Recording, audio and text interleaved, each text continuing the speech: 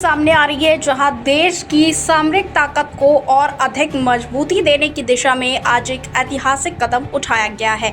भारत के रक्षा मंत्री राजनाथ सिंह ने आज वीडियो कॉन्फ्रेंसिंग के माध्यम से लखनऊ में ब्रह्मोस एयर स्पेस के एकीकरण और परीक्षण केंद्र का उद्घाटन किया।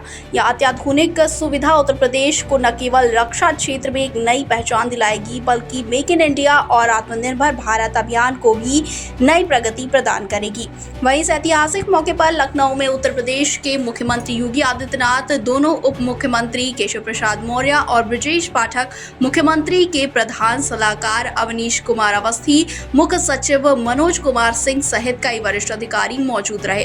रक्षा मंत्री राजनाथ सिंह ने अपने संबोधन में कहा, ब्रह्मोस एयर स्पेस की ये नई यूनिट न केवल देश की सुरक्षा में महत्वपूर्ण भूमिका निभाएगी, बल्कि उत्तर प्रदेश को डिफेंस मैन्युफैक्चरिंग का ग्लोबल हब बनाने की दिशा में भी मील का पत्थर साबित होगी। उन्होंने बताया कि इस सुविधा से सैकड़ों युवाओं को रोजगार मिलेगा और स्थानीय उद्योगों को नई ऊर्जा प्राप्त होगी। मुख्यमंत्री योगी आदित्यनाथ ने इस अवसर पर कहा कि आज उत्तर प्रदेश डिफेंस कॉरिडोर के क्षेत्र में तेजी से अग्रसर है। लखनऊ में ब्रह्मोस की इस इकाई का शुभारंभ इस दिशा में एक बहुत ही महत्वपूर्ण कदम है। ये राज्य की तकनीकी विकास और युवाओं के लिए रोजगार के नए द्वार खोलेगा। वहीं ब्रह्मोस एयर स्पेस द्वारा लखनऊ में विकसित की गई ये इकाई सुपरसोनिक क्रूज मिसाइल के लिए आवश्यक अत्याधुनिक उपकरणों के निर्माण, परीक्षण और एकीकरण के लिए समर्पित है। ये पूरी तरह से स्वदेशी तकनीकों पर आधारित है, जो भारत की आत्मनिर्भर रक्षा प्रणाली को और अधिक सशक्त बनाएगी। वहीं विशेषज्ञों की माने तो ये यूनिट देश के सामरिक ढांचे को मजबूती देने के साथ साथ तकनीकी क्षेत्र में अनुसंधान और नवाचार को भी प्रोत्साहित करेगी। आने वाले समय में यहाँ से निर्मित ब्रह्मोस मिसाइलों का परीक्षण और एकीकरण कार्य स्थानीय स्तर पर भी पूरा किया जाएगा, जिससे समय और लागत दोनों की बचत होगी। लखनऊ से संवाददाता निखिल रस्तोगी की रिपोर्ट। साथियों, 11 मई को पोखरण से जो आत्मविश्वास प्रारंभ हुआ था, आज लखनऊ में वह और मजबूत हो रहा है।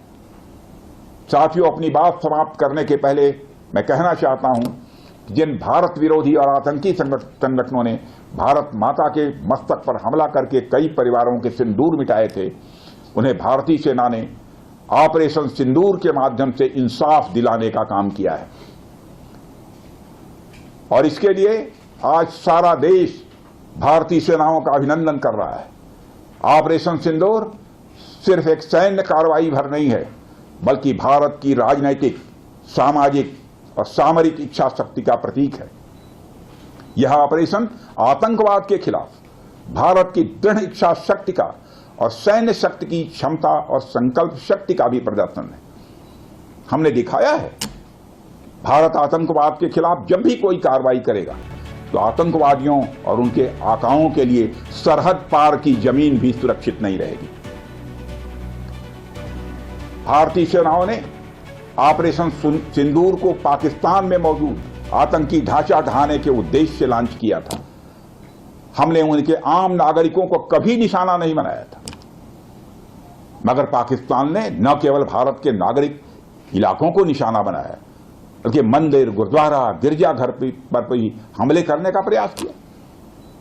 भारतीय सेना ने शौर्य और पराक्रम के साथ साथ संयम का भी परिचय देते हुए पाकिस्तान के अन्य ठिकानों पर भी प्रहार करके करारा जवाब दिया है। हमने केवल सीमा से सटे सैन्य ठिकानों पर ही नहीं कार्रवाई की, बल्कि भारत की सेनाओं की धमक उस रावलपिंडी तक सुनी गई, जहां पाकिस्तानी फौज का हेडक्वार्टर मौजूद है। मित्रों, भारत में आतंकवादी घटनाएं करने और कराने का क्या अंजाम होता है, यह पूरे विश्व ने उरी की घटना के बाद देखा, जब हमारी सेना ने पाकिस्तान में घुसकर सर्जिकल स्ट्राइक की। पुलवामा के बाद देखा, जब बालाकोट पर एयर स्ट्राइक की गई, और अब पहलगाम की घटना के बाद दुनिया देख रही है कि जब भारत ने पाकिस्तान के भीतर घुसकर मल्टीपल स्ट्राइक्स की हैं। आतंकवाद के खिलाफ जीरो टॉलरेंस की नीति पर चलते हुए हमारे यशस्वी प्रधानमंत्री नरेंद्र मोदी ने स्पष्ट कर दिया है कि यह नया भारत है, जो आतंक के खिलाफ सरहद के इस पार और उस पार दोनों तरफ प्रभावी कार्रवाई करेगा। यह हमारे प्रधानमंत्री जी ने स्पष्ट रूप से यह संदेश दे दिया है। मैं एक बार फिर से